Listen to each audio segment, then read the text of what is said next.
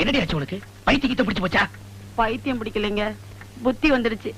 பொண்டாட்டிங்கிற வார்த்தைக்கு உண்மையான அர்த்தம் என்னங்கறத இன்னைக்கு தான் நான் புரிஞ்சுக்கிட்டேன். இனிமே நான் உங்களை விட மாட்டேன். இந்த அழகு, இந்த இளமை, இந்த யவ்வனம், யவ்வனம் எல்லாமே உங்களுக்கு படைக்கத்தான்.